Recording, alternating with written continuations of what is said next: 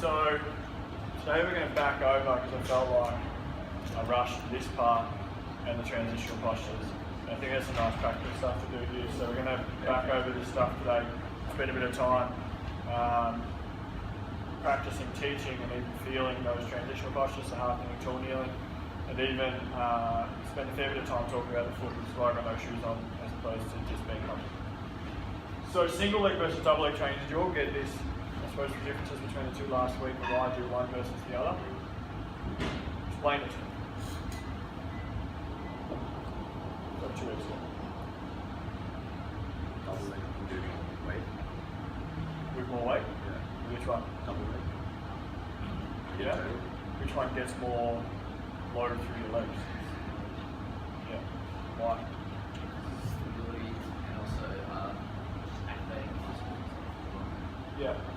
And the bilateral deficit, which is basically if you train both single and double leg, theoretically over time you'll be able to lift more if you.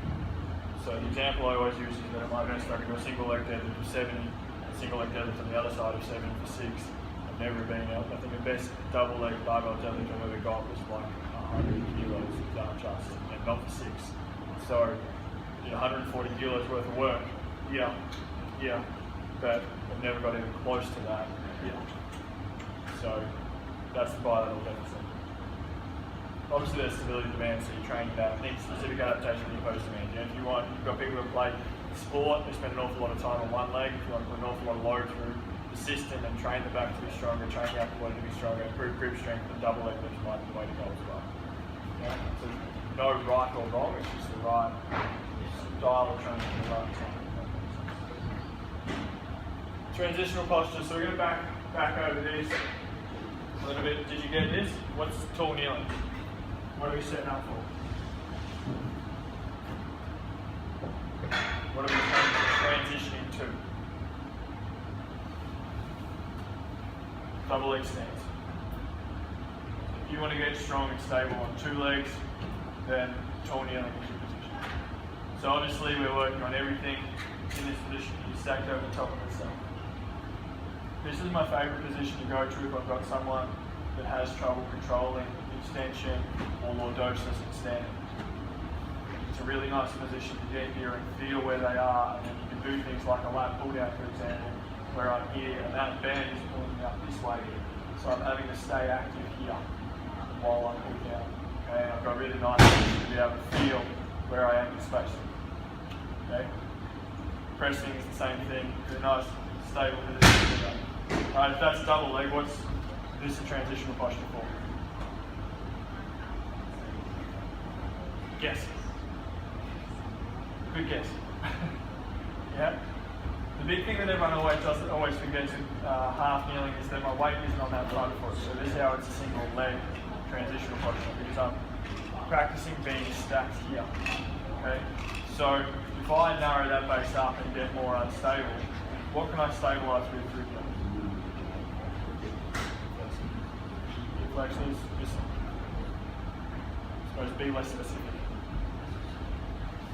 Hip muscles, hip stabilizers. Yeah, can I use my ankle? Front ankle. If I am, what am I probably doing? Have I got that happening? I'm using my front ankle much? No. So if I'm load bearing back here, I'm stabilizing through this hip. We talk an awful lot in strength conditioning and in rehab about hip stability, and then get people lying on their side doing planks. So you're improving hip specific adaptation when you post demand. Are you improving hip stability with planks? Now, if I stand on one leg, talk about the hip muscles doing much of the stability here. If I'm standing on one leg, what can I use to stabilize that? Yeah, hip. What else? The ankle. Yeah? So I've got a lot more that I can use to get it done here. So if I'm deficient in one area, what am I going to do in the other areas? Overcompensate, use it. So if I've got poor hip stability, my foot and ankle is going to work harder to stay upright. If I drop down to here, I can't cover that up with an ankle strategy or a foot strategy. Yeah, so I have to be stable to it. So a really nice position if you've got someone that you think is deficient in hip stability. We're going to come back to this when we get to When we get to That way again. the practical stuff. How does it feel like this? The shock? Feels good. We talked about that enough last week. I think the tall kneeling position, I think we talked about my sons because that's what I do all the time. First time my son ever squatted, both of them, they crawled over the couch, they grabbed onto the side of the couch, and went like this, and then they stuck. So they learned movement from the bottom up. The first time they ever stood up in a split squat or a lunge pad, they were down on all fours again, they were here, they grabbed onto the couch and they stood up in a perfect split squat. So teaching movement from the ground up is a really effective way to remove errors. If you get people in the right position at the bottom, they rarely make a mistake. But as we all know, you get people in this position at the top and they'll do all sorts of wonderful things with the lunge. Yeah? That's why the trap bar is a really nice way of teaching movement as well. Well, the barbell is the same, I suppose, barbell deadlift, because you get them in the right position at the bottom. And then if they're set in the right position, you stand up, they'll figure it out. They'll probably move pretty well. Yeah? So if you've got someone who's struggling to teach them a lunge and they're compensating in all sorts of ways, get them, you know, if they can't do that, it's probably a strength issue. Yeah? Do you guys understand the concepts of static versus dynamic motor control? What's the difference?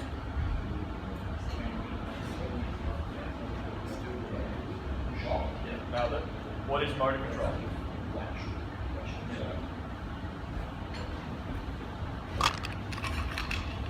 Nick, you should be able to answer Yeah, that. Yeah. It's replacing the concept of stability. That word. Because particularly with the functional movement systems, they don't refer to stability anymore, they refer to static and dynamic motor control. Reason being that people think the strengthening stabilizers is improving stability, but it's not. Stability is all about firing the right muscle at the right time to create that stability. So I can have a really, really strong rotator cuff, but does that mean I have a stable shoulder? Not necessarily. So something like this, motor control if you like for the hip, another question to you guys. Is this static or dynamic motor control? If I was here doing like a palm off press or a kettlebell halo or something, would that be static or dynamic motor control for my hip? Static, yeah? Would you do static or dynamic motor control first? Yeah, static, yeah? You want to be able to control move before you can generate it. So what would be a dynamic motor control exercise for the same? Yeah. Same sort of pattern. Yeah. Yeah. So if I'm in this position here, do I have the capacity to fall into a Trendelenburg or anything like that? Can I? It's difficult. You have to sort of deliberately do it. Versus when I start adding movement to that, it's going to be harder to do. It's going to be easier to do it. Sorry. So if you've taught the body positions of stability or integrity without movement, it's going to try and find those positions with movement. So that's where the dynamic motor control comes in. So you've got someone who's got a broken lunge pad, spend a lot of time here, and then get them moving through that. Even superset the two. Do some half kneeling work to improve their static motor control, then move into dynamic motor control in the same position. Can an exercise be dynamic motor control and strength? Yeah. If you had, how would you modify it to get the same result? Take a split squat as an example. How would you modify it to address either area? If you wanted to work on dynamic motor control, what would you do if you were a lunge or a split squat? Right, let's do the easy one. If you wanted to work on strength, what would you do? Load the sucker up. You're going to be working on dynamic motor control very well, or focusing on that if you've got a hip or waist. Are you going to be working on dynamic motor control if you're under a hell of a lot of weight? Yeah. You're going to be focusing on that, I should say. Yeah. Yeah, probably less so. You're going to be moving more towards focusing on just strength. Versus if you were doing some more like control type work, like a slide lunge or something like that, then you'd be more in that dynamic motor control sort of area. Does that make sense? Okay, come back to that. Barefoot training. I love barefoot training. Have you guys ever seen those dudes before? Yeah.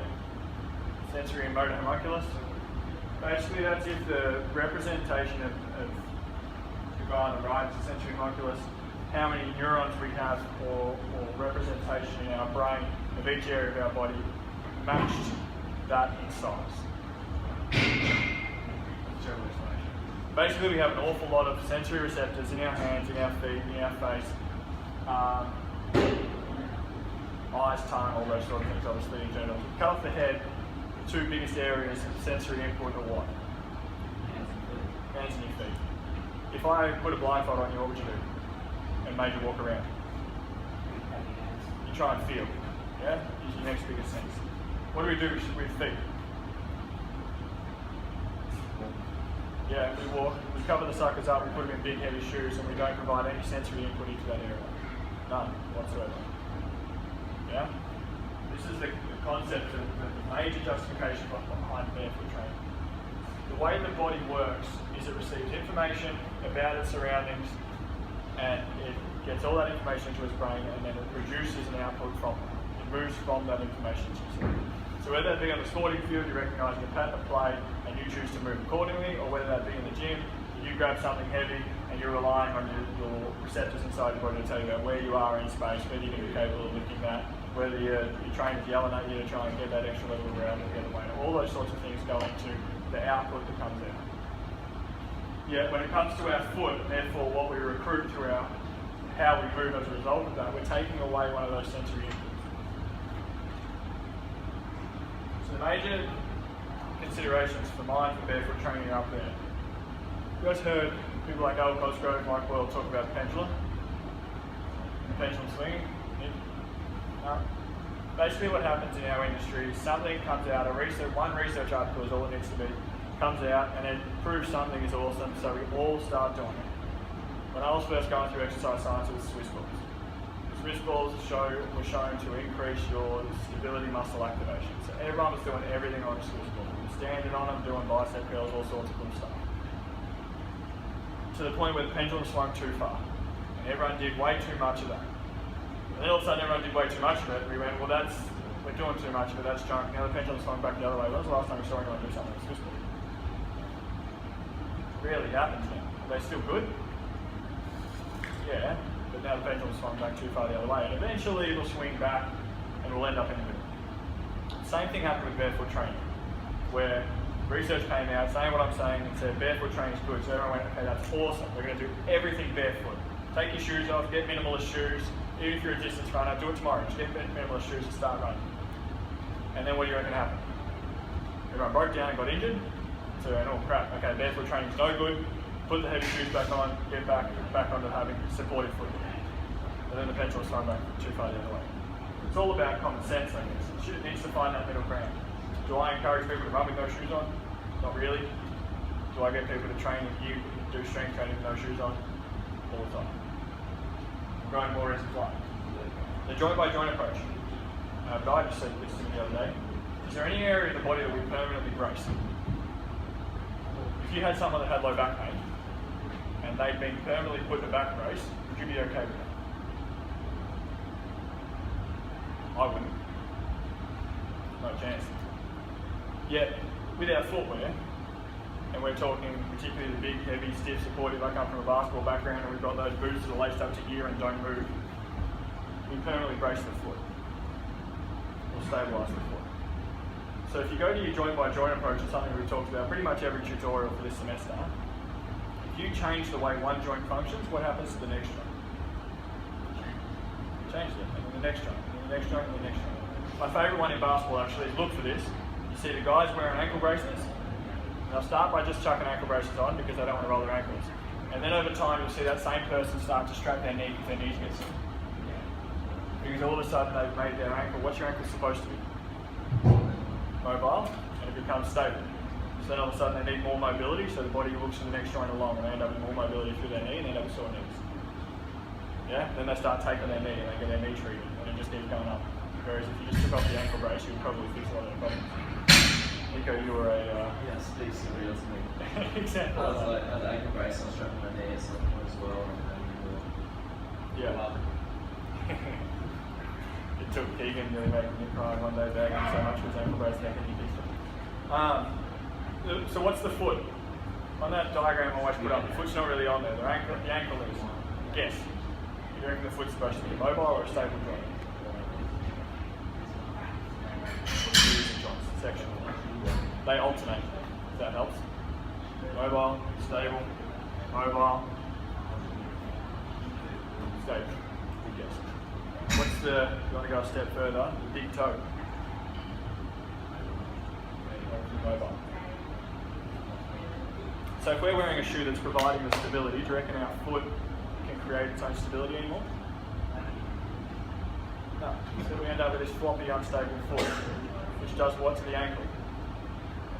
But it needs to find some stability, so it's going to stabilise the next joint up. So it locks off the ankle, and then your dorsiflexion goes down. So then you end up with less mobility in the ankle. So then what's going to happen next one up? You end up with more mobile knees and sore knees. Yeah, it just keeps going. So this is one of the first ones. The amount of people that when we're doing our lower limb rehab stuff in here, we get their shoes off and we go, okay, squat, and their feet just collapse, and they end up in this knee Douglas, the Jimmy Douglas position. All because their foot's not stable. Yet if you get them to stabilise their foot, their knee stays neutral. Practice that in a second. Sensory input. So there's a bit of research going into this sort of stuff now, where all they're doing with people is getting them, rock boxes. All they're doing with people, even with back pain, for example, they take off their shoes, they take off their socks, they get them to spend 10, 15, 20 minutes just standing in a box that's got maybe some dirt, some smooth rocks to start with in it, and just walk around it and let their body feel what's going on. Just provide some input to the system, yeah?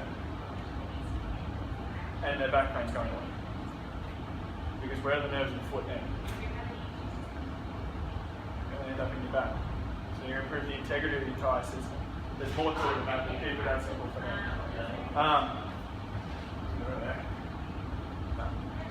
There's even studies to show where they got people deadlifting, shoes on versus shoes off. And their patterns improved as soon as you took their shoes off. What happens with our basketballers when we take their shoes off for the warm up? Do any of them heel strike? No? Remember?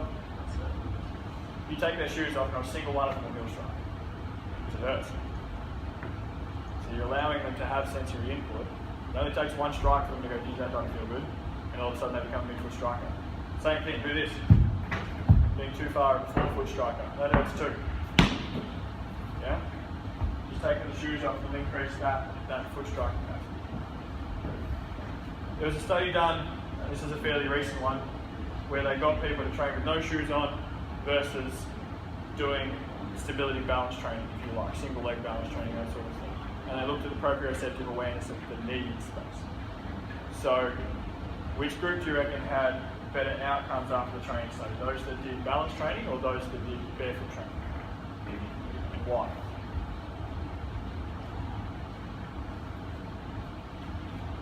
Barefoot because you increase the sensory inputs in the feet and there's going to be less sensory in those. Yeah. Back to this guy. How big's the knee?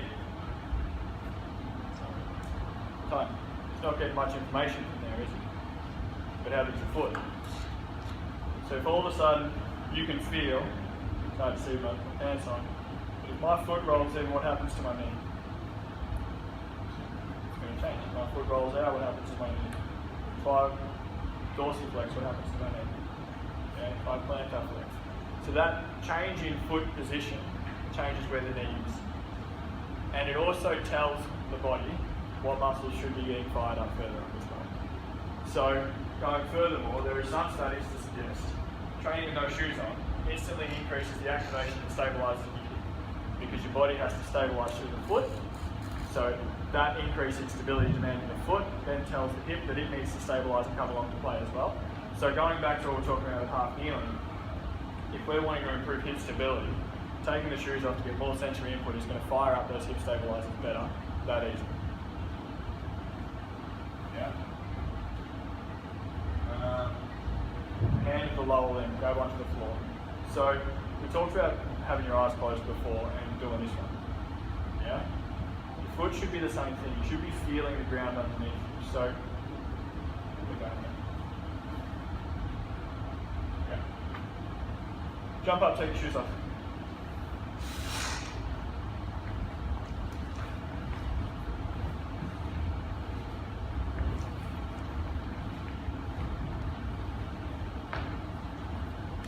Alright, stand on one foot for me. Little bend in your knee. Stand on one foot. You're doing a pretty good job. What I want you to do now is just lightly pull your toes into the floor. So just engage, just almost as if you're trying to hang on to the floor. Did you feel anything change? What? Yeah. Yeah. You feel this turn on? Yeah. So just pulling your toes to the floor a touch and increasing that activation through your foot. A lot of people will start to feel, tell me if I'm wrong, you can tell you, but I feel it fairly deep under where my thumb is. Where's your hip joint? Yeah, pretty much right in there. You know your hip has a rotating cuff, right? No one ever trains it, we don't do rotating cuff exercises, but it does. They're your deeper stabilizers. So just engaging your toes in a touch increases what's going to happen through here. Now try for me, do a squat. In fact, do what everyone talks about. And you know how we talk about weight through your heels? Shift your weight back onto your heels and do a squat or a deadlift.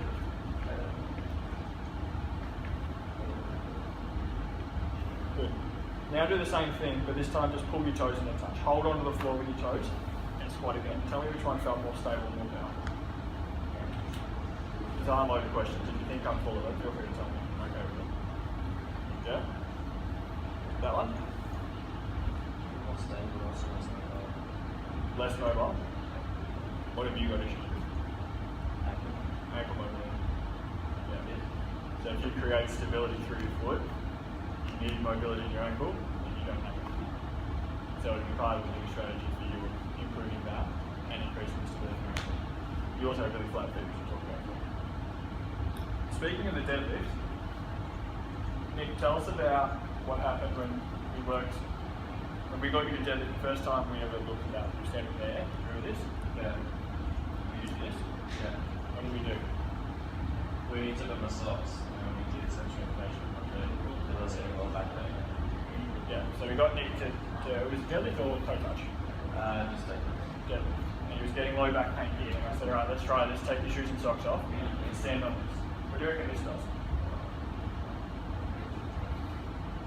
Starting to engage into it, yeah? It's a little bit of a new input to the system. It's got to try and feel that.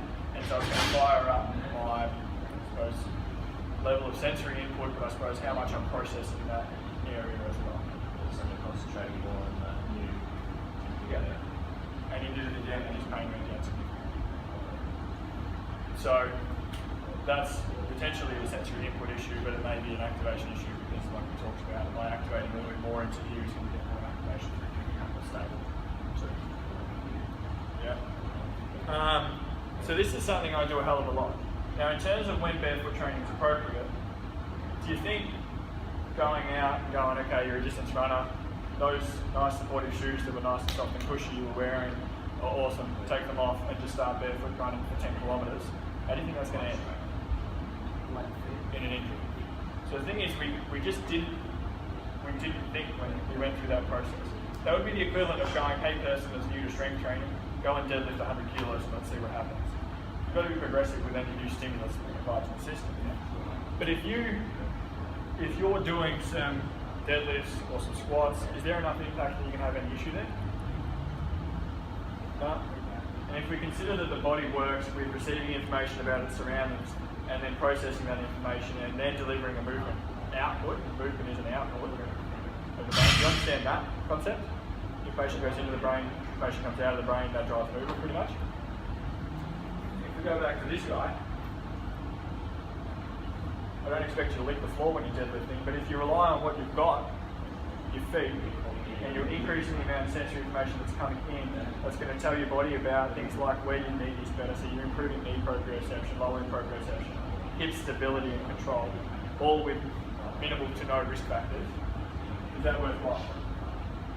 Now, one of my favourite rules that gyms have is you have to wear your shoes in the gym.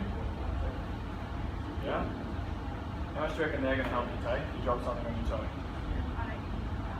You don't wear them? And it's the point, everyone goes in their Nike Frees with wicked colours because they're awesome.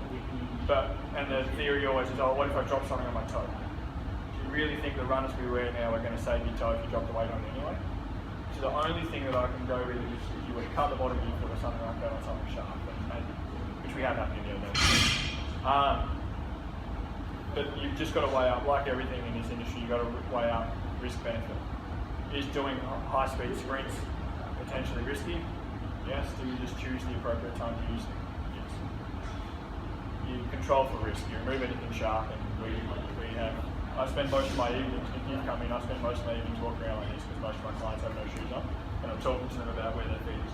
Even stand here and just let your foot roll in, let it roll out, and see what happens. Because as my foot pronates, see how my shin internally rotates. So as I collapse the arch of my foot, my knee internally rotates, which changes where my knee position is and creates a bonus. That internal rotation force, if I'm internally rotated, my glutes short, neutral or unstretched. I'm internally rotated. Which glute? Come on now. Hey? Abduction. What else? Come on now. Extension. And external rotation. If a muscle is on length, so if I'm internally rotated, on length or short? Length. If the muscle's on length, does it work efficiently? No. So if my foot's rolling in, and therefore internally rotating my tibia, internally rotating my femur, is my glute going to be able to turn on? Not really. So if I do 15 billion glute activation exercises, yeah, my foot's still rolling in, am I ever going to control that or activate that glute properly when I'm out playing something that's not relevance about how the system changed, how it changed in one part of the system affects everything further up. Okay. Alright, what we're going to do now, spread out, play with that, even grab a little bit of weight if you like, do some squats, do some deads and feel that using kettlebells. The other thing I want you to do is practice, particularly half kneeling. Get into this position here, float that front foot, walk your foot across. Actually, the other thing I forgot to say about that, and as you talked about, you feel your hip flexors are on, are they a stabilizer? Hip flexors aren't really a stabilizer, depending on which one you talk about.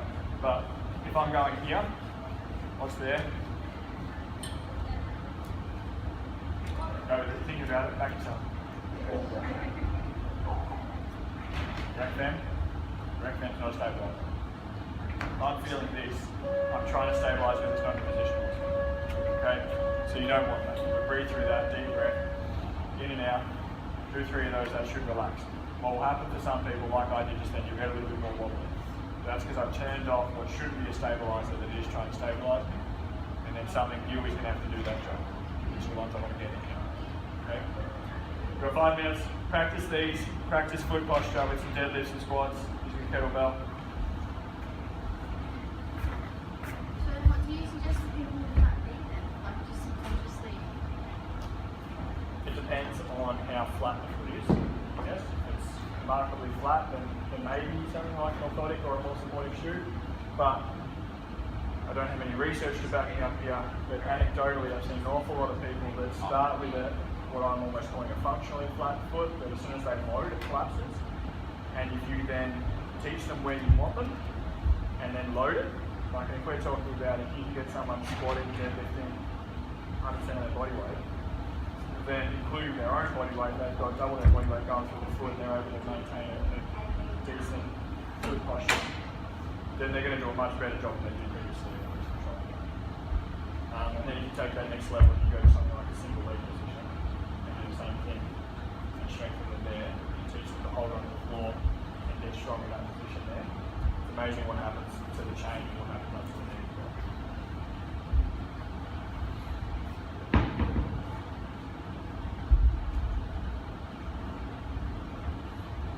So if you try that. If you feel that quad fire up, which you probably all do, start with floating that front foot. Walk that across the touch. Probably feel when you start to get unstable, this fires up. Pause at that point and take 3 deep breaths.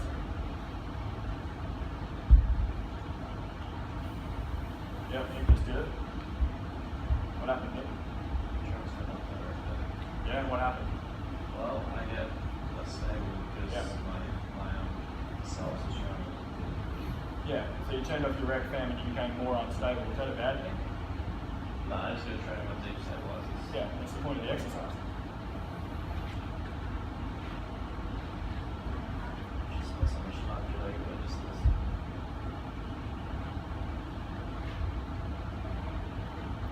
why this is such a great exercise. And this is, I suppose, if you're doing something like a Parlock press here, and the band's coming from over that side there, that band is trying to internally rotate me through this hip and through my body, so I'm working with getting my obliques connected to my glutes to control that rotation through here. Yeah? Very specific to doing something like this. Running, yeah? Making sense? So how does it make an impact on the movement being removed from the level? Turns it off. Like when you stop something Just less tension. Okay? Less tension. Yeah. We're not, the only thing to consider with this, and those of you that aren't Germans already changed positions, aren't on mats, we're not really mates anymore. You've got the design of the knee, there's nothing really there that is happy to get squashed. So I wouldn't spend an excessive amount of time here anyway. And I wouldn't even necessarily say that you want the quad completely off, you just want it down, it shouldn't be stabilized, it shouldn't feel like it's done anything. Whereas a lot of people, if they spend a significant amount of time with that healing, we get up and go, what's it? Cool. So you should be all pretty confident teaching this now. Half kneeling stuff. Yeah. Just roll out me. That is knee roll. I'll run the floor and touch. You that with tell me.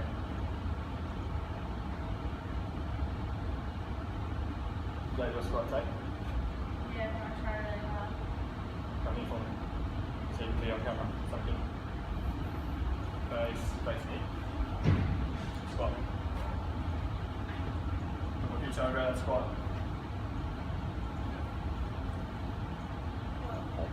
Go again.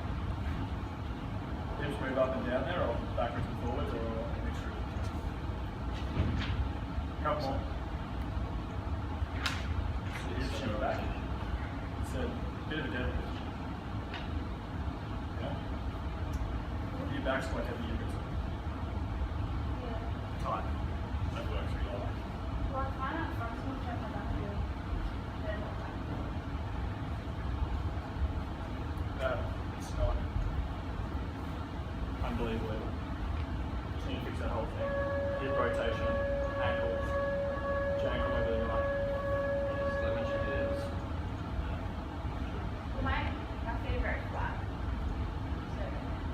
So I'd look at training, you're a perfect example of doing that, fixing ankle mobility like we talked with Nick, and then working on externally rotating as you sit down into a squat rather than going back so far. Yeah? Cool. Practice it. Tell me about it during the week.